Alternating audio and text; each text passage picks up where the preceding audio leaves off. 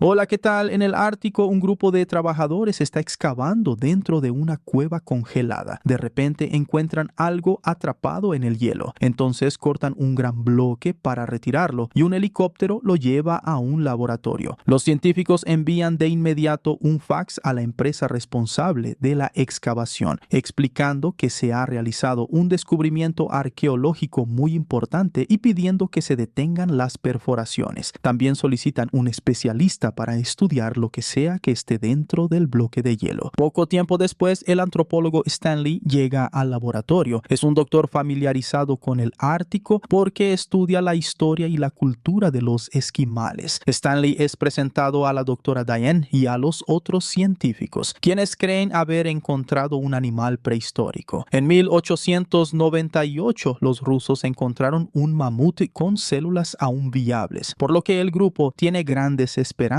para este descubrimiento. Pronto utilizan un láser para cortar cuidadosamente el bloque de hielo capa por capa, evitando dañar a la criatura. Para sorpresa de todos, el ser dentro del hielo no es un animal, sino un neandertal. Stanley analiza su apariencia y concluye que se trata de un cazador que vivió entre 20 y 40 mil años atrás. Quiere examinarlo más de cerca, pero Diane explica que el objetivo es cortar al hombre de las cavernas en partes y enviarlas a los mejores centros de investigación del mundo. Posteriormente, los científicos descongelan al neandertal y le quitan la ropa y las herramientas para comenzar a recolectar muestras de tejido. También le implantan un bypass y monitorean su cerebro con electrodos. Las pruebas indican que las células y órganos del neandertal están en perfecto estado. Diane teoriza que los humanos antiguos tenían crioprotectores, células especiales que evitan la cristalización. Mientras continúan los análisis, los científicos quedan impactados al notar algo de actividad cerebral en el neandertal. Deciden intentar revivir al hombre, lo intuban y lo someten a choques con un desfibrilador hasta que detectan un fuerte latido cardíaco. Cuando el hombre de las cavernas se estabiliza, le retiran la intubación y el neandertal comienza a despertar. Está muy confundido por el entorno, los ruidos y los rostros enmascarados, entrando en pánico. Stanley se quita la máscara y el neandertal se calma al ver un rostro humano, permitiendo que el grupo lo adormezca con una inyección. Posteriormente, el grupo discute el futuro del hombre de las cavernas, soñando ya con un premio Nobel. El equipo del Ártico está intentando desarrollar un crioprotector para congelar pacientes con cáncer y descongelarlos cuando encuentren la cura. Pero ahora que tienen al neandertal, creen que pueden descubrir una manera de congelar personas para alcanzar la inmortalidad. Stanley desaprueba la idea, argumentando que los humanos no deberían vivir para siempre y que el mundo ya está superpoblado. Las preocupaciones de Stanley son ignoradas y los científicos acuerdan no informar a la prensa por el momento para evitar que el neandertal se convierta en una celebridad. Entonces, Stanley sugiere que el hombre de las cavernas sea estudiado en un entorno natural, lo que podría enseñar más sobre los tiempos prehistóricos. Después de mucha insistencia, logra convencer al equipo de que le den 2 semanas para llevar a cabo su propia investigación. Pronto se prepara un vivario especial y el neandertal es colocado en su interior. Cuando despierta, el hombre de las cavernas encuentra el entorno familiar y comienza a seguir su rutina habitual. Bebe jugo de frutas para saciar su sed y espanta a un pájaro de su nido para robar los huevos. Por la noche hace fuego usando piedras y cocina su comida. Por la mañana se lava el cuerpo bajo una cascada antes de salir a cazar con una lanza que construye él mismo. Emite varios sonidos que llaman la atención de un jabalí salvaje, el cual intenta atacarlo. El hombre de las cavernas esquiva al jabalí en el último segundo y el animal queda atrapado entre las rocas, permitiendo que lo mate. Más tarde, mientras pesca, accidentalmente encuentra una manguera y rompe la punta, quedándose confundido por el metal. Después de oler y lamer bastante, comienza a seguir la manguera, tirando de ella del suelo hasta llegar a una puerta de metal. La sacude hasta que logra abrirla, pero los científicos corren para cerrar una segunda puerta e impedir que entre. Las criaturas del laboratorio comienzan a rugir, mientras los científicos hacen mucho ruido para asustar al hombre. Furioso, el neandertal sube por la cascada y encuentra la máquina que la alimenta. Comienza a gritar mientras intenta romper la máquina y golpea la pared.